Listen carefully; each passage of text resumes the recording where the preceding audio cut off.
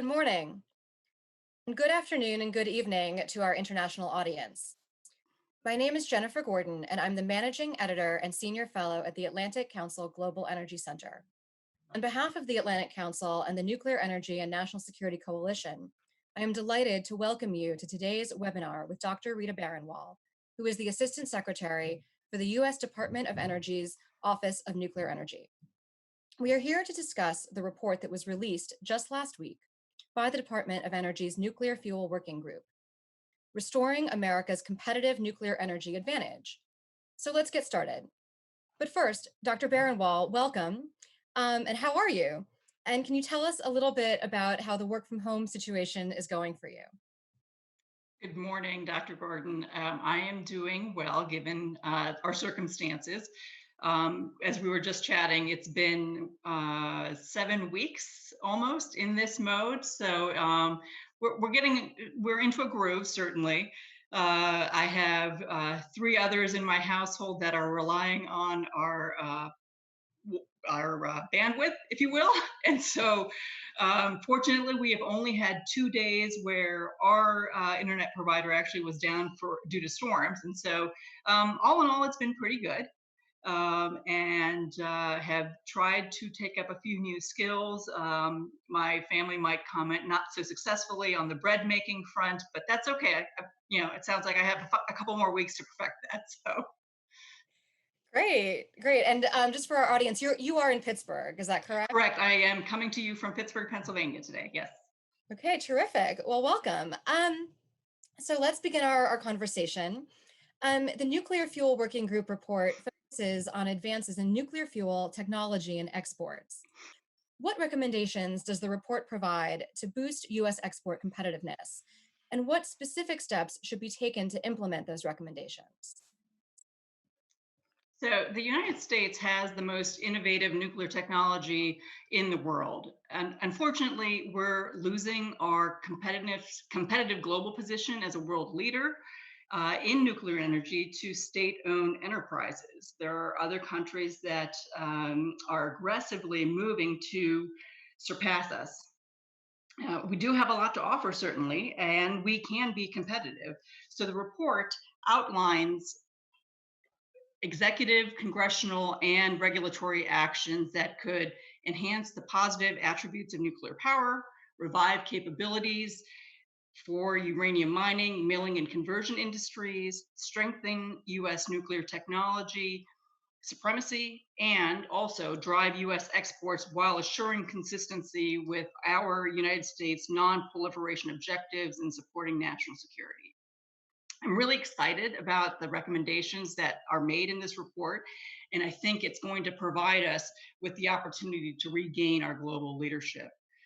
Specifically, for those that may not have had the chance to go through the report just yet, the high priority recommendations suggested by the report include establishing a uranium reserve, support for private-public partnerships through the National Reactor Innovation Center, which is long for NRIC, support for the Versatile Test Reactor, VTR, and support for continued funding of advanced reactor concepts.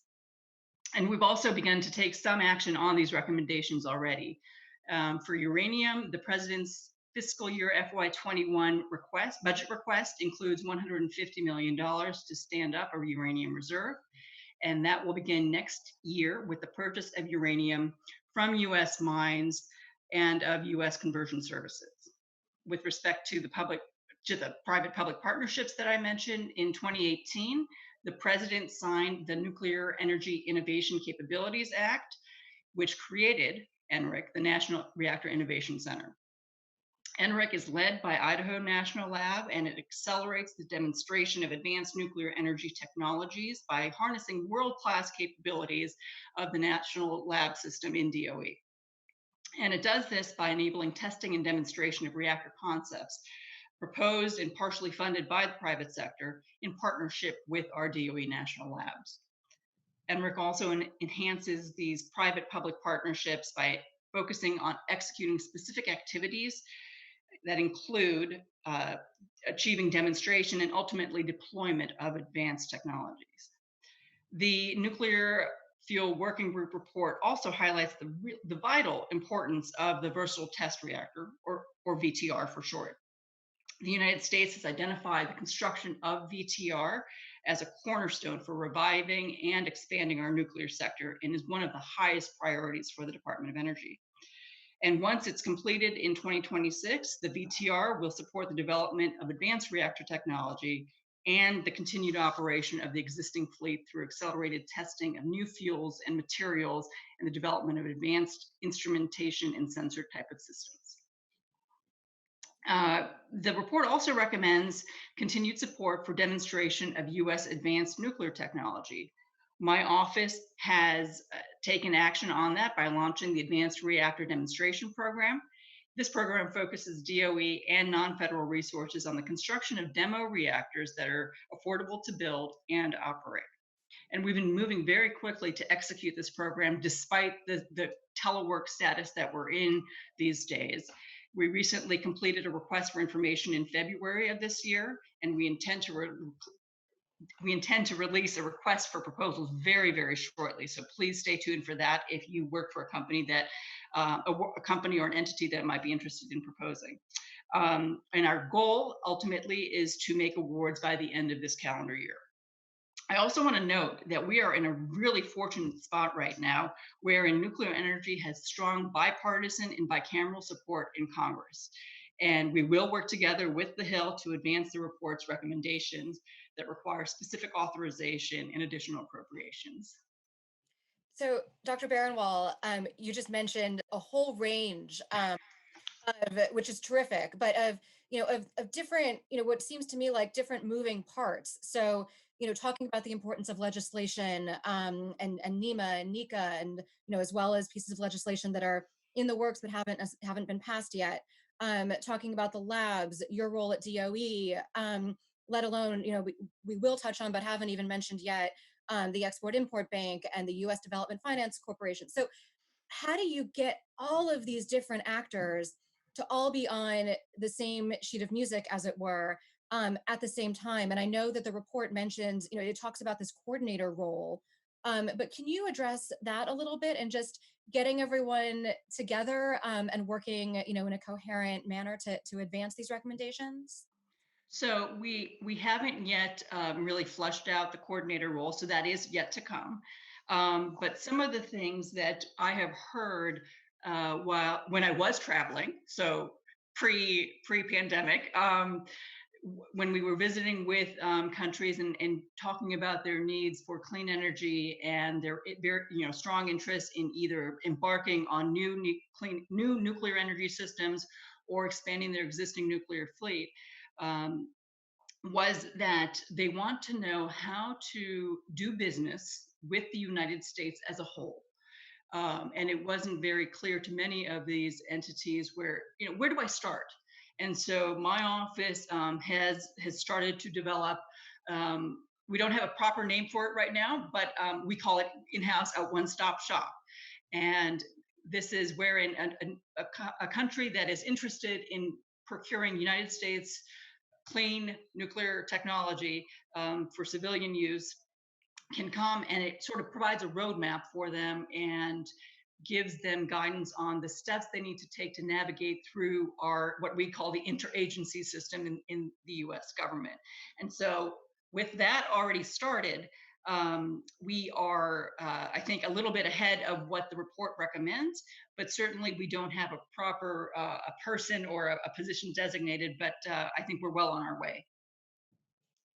That's great. And it's wonderful to hear, that the recommendations are already, some of them being implemented, um, and that, some of these processes are already in motion. But initially, you mentioned this notion of the US having to compete with Russian and Chinese state-owned enterprises. So when you have the full weight of government financing behind a nuclear deal. So can we do you think that through these mechanisms, whether it's, what your office is doing with the one-stop shop or DFC or re-empowering Exim Bank, um, can we compete and can we offer financing packages to third-party countries that will make them, want to work and be able to work with us? I certainly think we can compete. That's why we're out there. We not only have the best technology in the world, I think that is internationally recognized.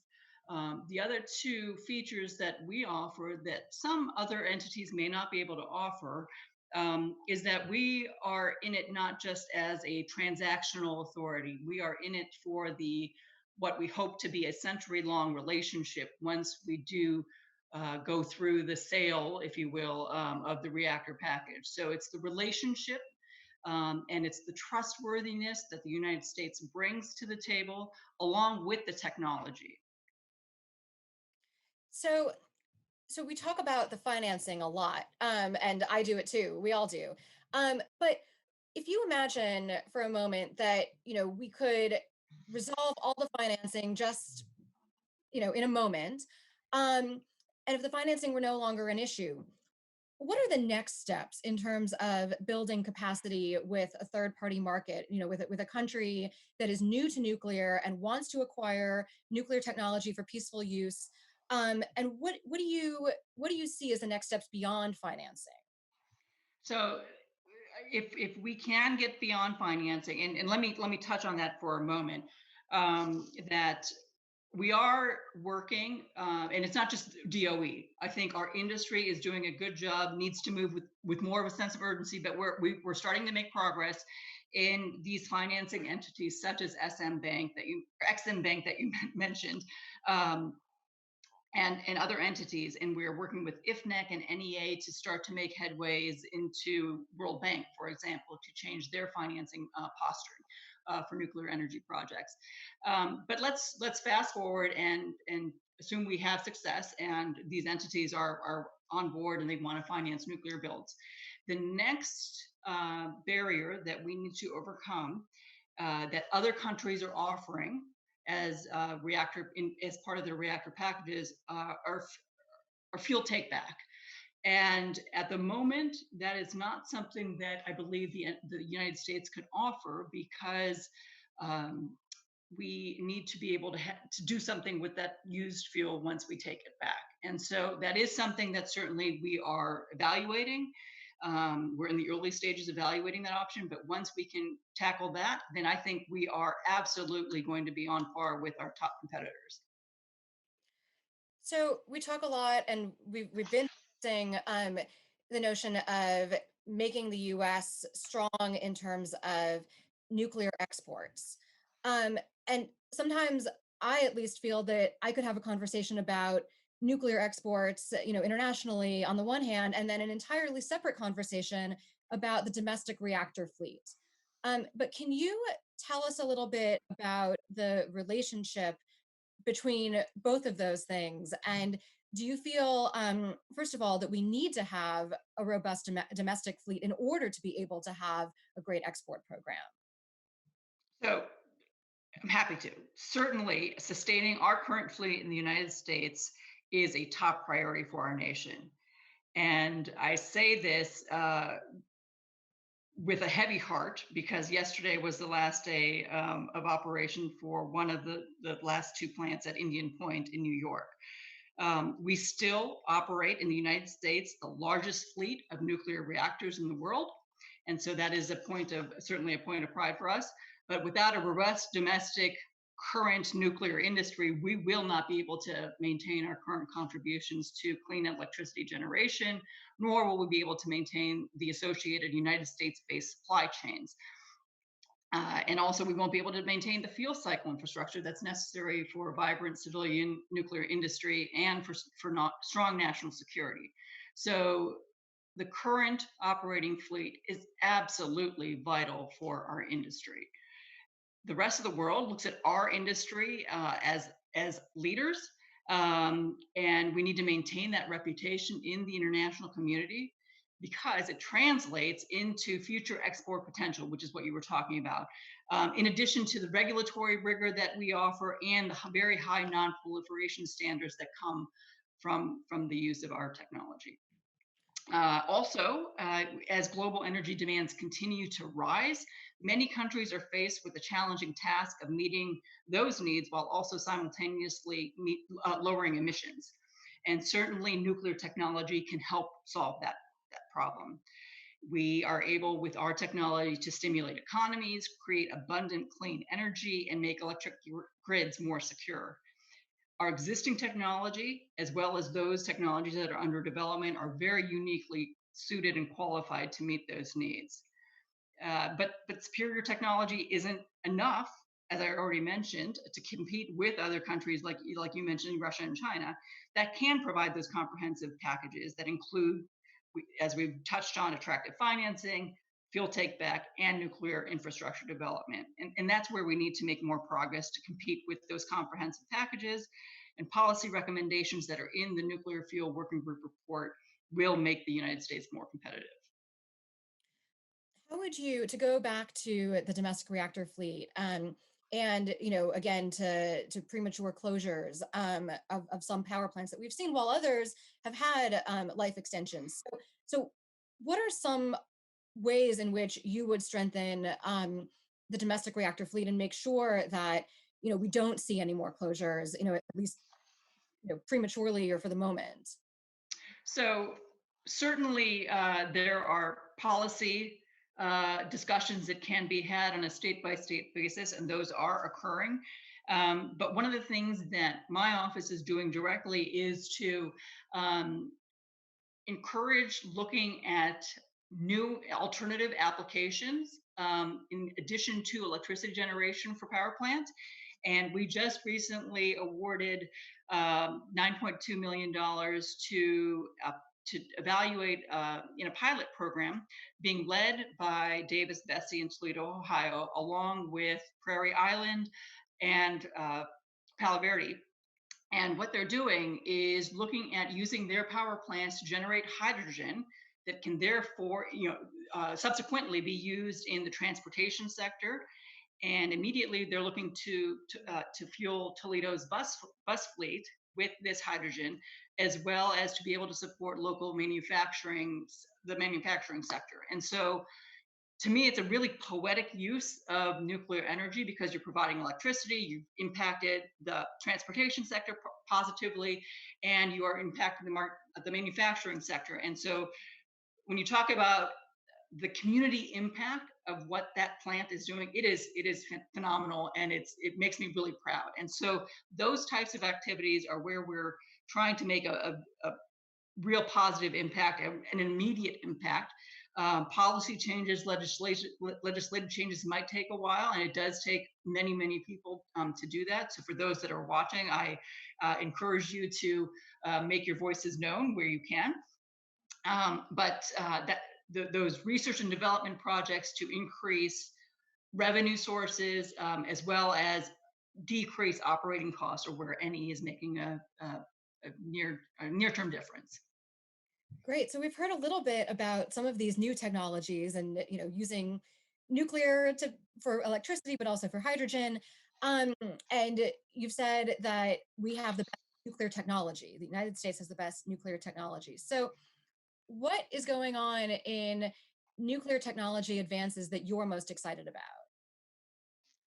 So what I'm most excited about is that there are many different new reactor types that are being developed and designed.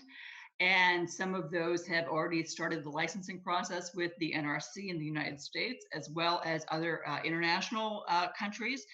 And that we are moving now with a sense of urgency, which we have to, given our competition, I think, but also that there are many states within the country, as well as many countries around the world, that have set for themselves clean energy goals, clean energy standards, emissions targets, or zero, getting to either a net zero or near net zero carbon emission goals. And we have had this technology for decades that has not been emissions contributing, right? It's been emissions free. And we are at a time where we can start to leverage that feature as an asset. And so to me, being able to talk about nuclear energy technology in a way that is also beneficial to our environment, certainly provides electricity to us. As we sit here today, I'm able to come to you because of the electricity that I get from Beaver Valley Power Plant. And for those that unfortunately might have to be hospitalized, it provides, electricity for those types of endeavors as well. These new reactors that we're working on range in coolant technology type, they range in size, and they range in the applications that they can be used for. And so to me, it's really exciting because we're offering many different options based on what the customer need is. So if you're a remote community, an islanded community, or a community that needs a large reactor for electricity or water desalination for that matter, we have the product that can suit your need. I should mention as well that I'm also getting my electricity right now in Maryland from Calvert Cliffs. So um, this is Very good. also powered by nuclear. Um, Something that's been on my mind a lot lately, and especially as we talk about the new advanced reactors, um, back in the I guess early part of the decade or the first decade of the century. So you know, 2008, 2009, around that time, there was talk of a nuclear renaissance. And to my knowledge, the NRC even built extra buildings and extra space because they anticipated new reactors going through the licensing process, the review process. Um, and we've seen a lot of that now. So there's this idea that, you know, we're now on the verge of a nuclear renaissance, but some of the factors that cut that first renaissance off, extremely low natural gas prices, a world economic crisis, we're also seeing right now. So do you think that, I mean, it seems to me that we are now too far along with our current advances to, we can't stop. It has to keep going. But how do you see us how do you see the nuclear community in the face of COVID-19, in the face of what's going on right now economically? And how can we keep making that argument, as you just did, for clean and reliable energy at this moment? I think now more than ever, we should be making that argument and can make that argument. As we have been in this environment for the past several weeks, many of the plants across the country have um, gone through their scheduled refueling outages. And there was a question beforehand, should we postpone these outages? Can we postpone these outages? What's going to be the impact? And it was deemed that these power plants are critical infrastructure and the refueling outages should continue as planned. And certainly precautions were taken with respect to social distancing and all of those other aspects and areas that certain processes could be delayed. They were and they are being delayed. But the fact that our power plants are viewed as critical infrastructure, I think speaks really highly to what we contribute to society, not only in this type of in a pandemic, but on a day-to-day basis. We quietly operate our facilities and provide electricity, but as I already mentioned, we can offer an alternative, a clean alternative to desalination as well for water, which is also really right now a worldwide crisis. We can also generate hydrogen and also offer process heat and district heating as well from these nuclear reactors. So I think what we really need to be doing, and what's serendipitous now, it's a silver lining, if you will, in this time just of climate change, is that again, I'll just reiterate what I said earlier, is we have a product that does not contribute emissions to the environment. And we need to be doing, I think, I would say a better marketing job, if you will, on selling that asset and that aspect of what we offer to society. And the time is right. The time is now. This is not something that we would have discussed, like you said. Even I remember specifically in about 2008, I was in a leadership course, and they, and it was with people from all different sectors, from the supermarket sector, from natural gas, certainly from nuclear energy, from banking, from medicine, and I was talking about what I did, and somebody had said, "Well, is that green?" And I said, "Yeah, it's green." And I kind of went into, the aspects of it. And she looked at me and she was very puzzled. And she said, "Well, why don't you talk about that more?"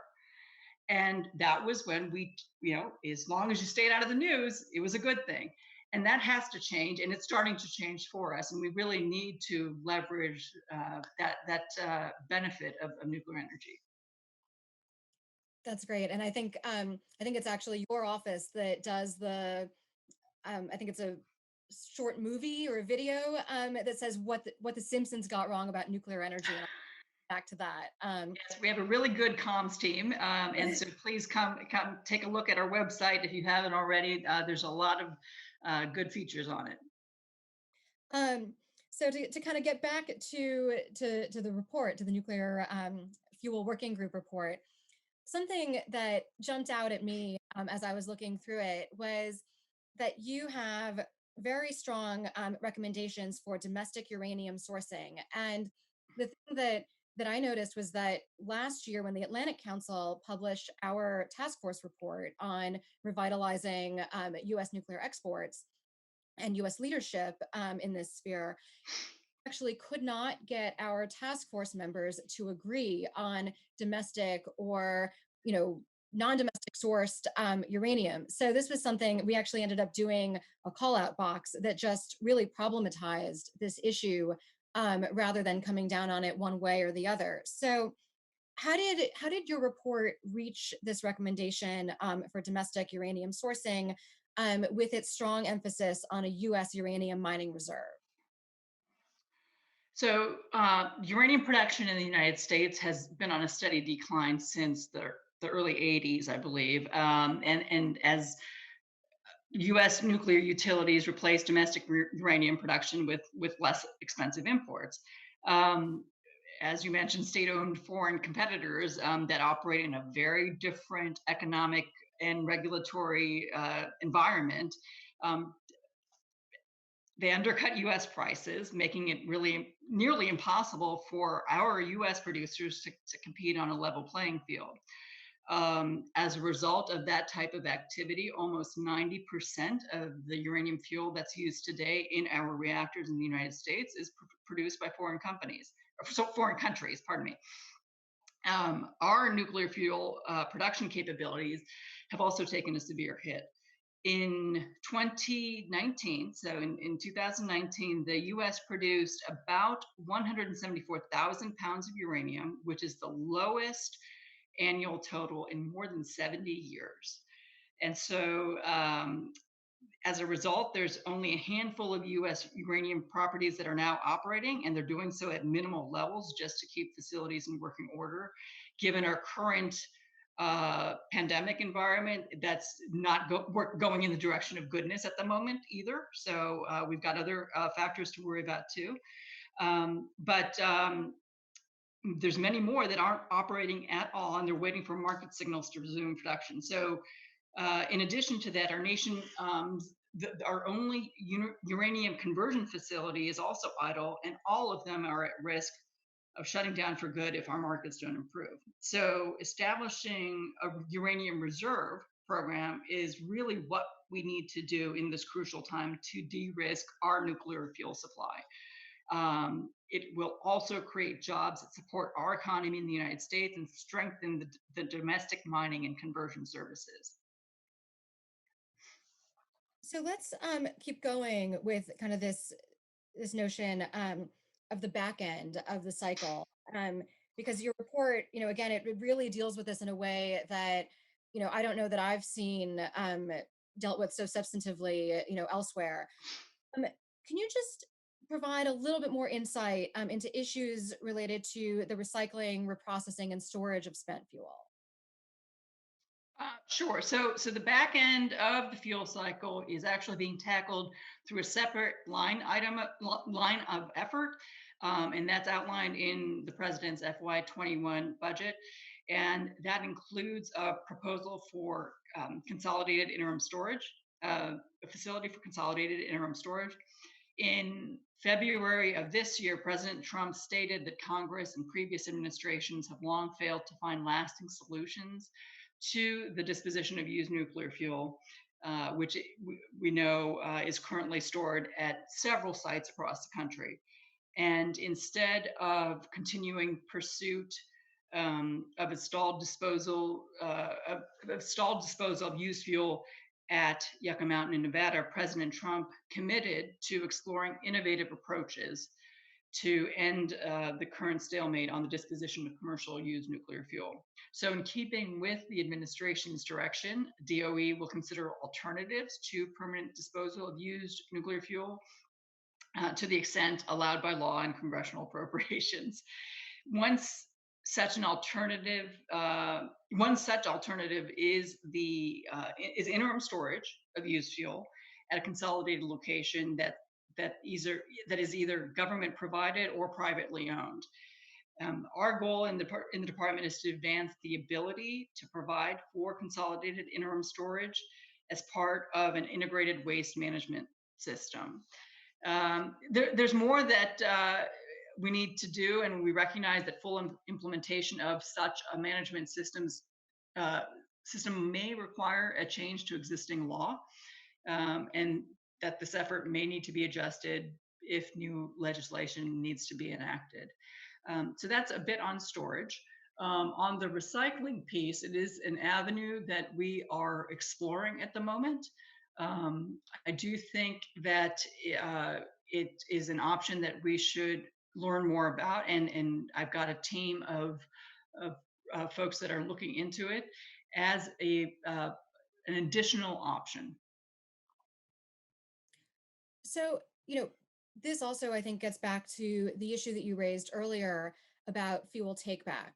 And that's, part of what countries may consider when they look at us, as a country from which they wish to import, or with which they wish to sign a nuclear agreement.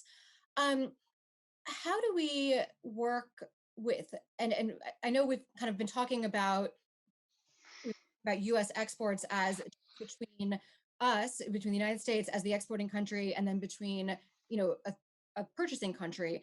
But let's talk a little bit about U.S. allies, and what role you see them playing. Either in if there's a potential for co-financing or joint R&D, but kind of from start to finish. How do you see us working with allies in international nuclear cooperation?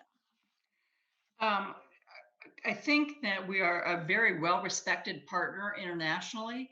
And we have several different areas where we are engaging internationally with those allies.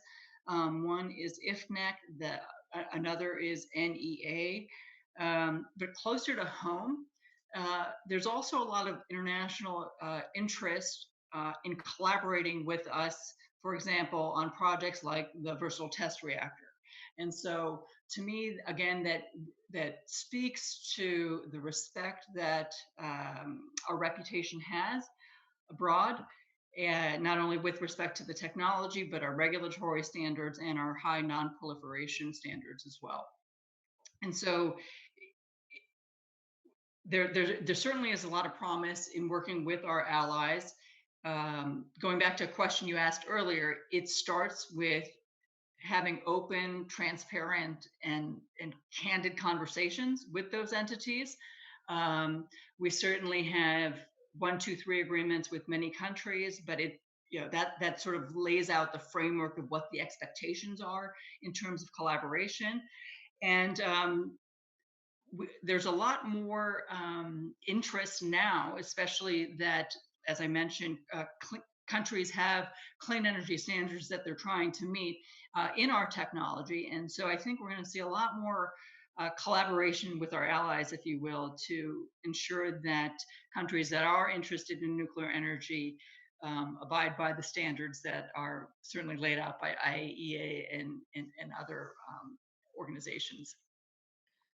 Sure. And then if we kind of imagine this world in which, we have a more robust nuclear export program, um, with additional countries, to what extent is the United States State Department then involved? And do our ambassadors become ambassadors as well for our US nuclear export program? And is there a way to run almost an ambassador boot camp, or something, to engage with them to make sure that, we're all on the same page? So this starts to go back to your question about the senior level official that's mentioned in the report. But certainly, we work within the interagency to ensure that U.S. companies um, are, if they apply for it's termed applying for advocacy. So if they apply for advocacy and the interagency groups agree to it, then we can advocate internationally for a particular company that has gone through that process in the U.S. government. It certainly does take a whole of government approach, and we do coordinate that not only within our side of the government, but also with industry. Um, so I want to repeat that it's not just the technology that we're offering, it is the trustworthiness, the 100-year relationship that the countries will have with us. Um, and the report recommends increasing efficiencies in the export process, as well as adopting 123 agreements to open new markets for exports of our technologies. So, yeah, so I mean, again, I want to go back to this notion of the 100-year relationship. And we touched a little bit before, again, on capacity building, but how do you ensure that, say, the grid in any given country, or even, a nuclear engineering or nuclear science, educational programs, in a new to nuclear country? How do you go about building those things to make sure, that relationship is going to work? So, in terms of infrastructure development, we do work with countries to provide training programs. We work with IAEA and several other entities as well, but to ensure that they have the talent pipeline as well as the physical infrastructure that will be ready to welcome a nuclear power plant if their country has not had one before. And so there's a lot of infrastructure development that also we can assist with. In my travels around the world, when I do meet with university students, to me it's very, very heartwarming to see students that want to pursue a career in our industry, but it's heartbreaking that they can't find a job in their home country. The good news is they want to come to the United States to learn, and to perhaps get an internship, and then once their home country does have a nuclear power plant, that they're able to go back home and use the experience that they've gotten here, to go back and share that with their power plants once they are up and running in their home country. So that type of activity is really important for us to not only share our expectations, our safety culture that we have at our power plants, but then also to promulgate, if you will, all of that experience and knowledge and education to countries that are just embarking in this technology. Let me step back even before one gets into the workforce. There's a lot of work that DOE does with universities and academia, not only in terms of funding research and development, which I think many people are familiar with, but also providing fellowships and scholarships. We actually just recently awarded several $1 million in fellowships and scholarships. I'm really proud that we influence the workforce of tomorrow, and I hope that they join us in the workplace, in the next several years. And this is actually something that we've dealt with, that the Atlantic Council has looked at, even just on the domestic side, with making sure that there are these university programs here in the United States for people to go into and become nuclear engineers. And then we've also looked at the relationship between the civil nuclear energy sector and the military, so, for example, the naval reactors, and kind of that going back and forth, making sure that there are jobs for Navy retirees at the end of their service, but then making sure that we have the universities to train them, prior to. So I mean, all of these things I think are just so interconnected, which again, maybe just one coordinator isn't enough, but it just seems that there's this massive web, and if you kind of touch on one thing, you end up almost setting off a chain reaction. Not to get into science or anything.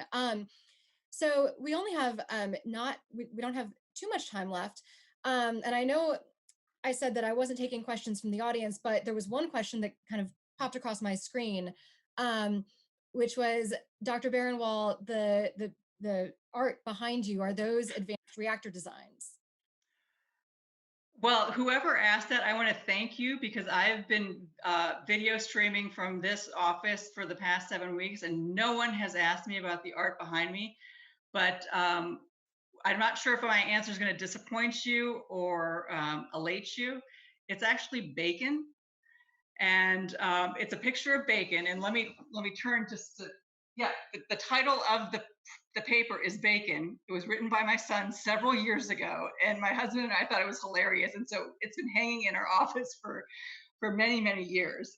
So that's Bacon, and then over here is a board game that I think is it's made around the Great Pumpkin.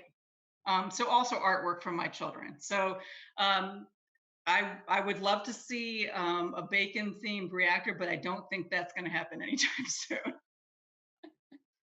Maybe one of these advanced reactor designs. Uh, Someday. right. So to stay on this theme, for I think for our final question, um, and to end on a bit of a personal note, like many people, and many of of the people watching this right now, over the last several weeks, I have unexpectedly become somewhat of a homeschooler. So do you have any advice for those of us who are trying to maybe tell their kids a little bit about what we do, either on the nuclear engineering side, which I'm definitely not on, or on the nuclear policy side? What would you teach, or what would you tell this generation of school children about your work and about nuclear energy? um, so thank you for the question because I actually used a little bit of that yesterday. I woke up yesterday morning to a flurry of emails about the closure of Indian Point 2, and my kids were like, "Well, what's going on? Why are you upset at your phone?" And I told them, and I said, "This plant provides 25% of New York City's electricity." And while they're teenagers and they sort of get it, I said, can you imagine 1/4 of our house not having any electricity, right? And so, or having it only 75% of the time. We could barely get through one day without cable. Imagine if we didn't have electricity 1/4 of the time. And so when I distilled it down like that, they understood it. And I said, how awful would it be if you were the one room in 4 hospital rooms that didn't have electricity, right? That you'd be dead. You would be dead. And so it's that's a dire example, but it's sort of for smaller children it would be okay. What if your video games only worked on Sundays, or your refrigerator only worked on Wednesday and Thursday, or it's if you can put it into that type of term. Um, what we've been doing a little bit more because we have some free time is working on puzzles and doing brain teasers. And there's Ken, it's a math kind of paper puzzle, a lot of Sudoku, things like that. And then also trying to bring out the Legos again, just so that we're kind of being creative, being a little bit creative, and all of those skills, I think, um, contribute to what is needed in this industry.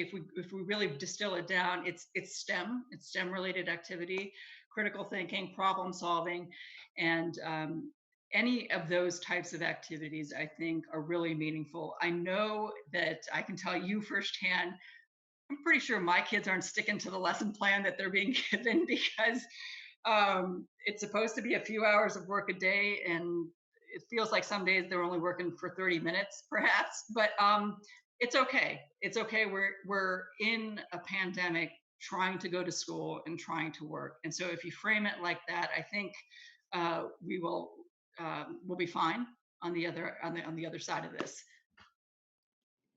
Great. Well, that's wise words for those of us who are here trying to work and teach our kids something all at the same time. So, with that, Dr. Baranwal, thank you so much. Everyone, please go and read the report, the Nuclear Fuel Working Group report just published last week by DOE. And I want to thank our audience for tuning in from all across the world. And finally, I'd like to thank my colleagues, Emily Burlinghouse, Tom Knoll, and Jackson Siren. So thank you all again so much. And Dr. Baranwal, I hope to see you in person very soon. Same here. Thank you.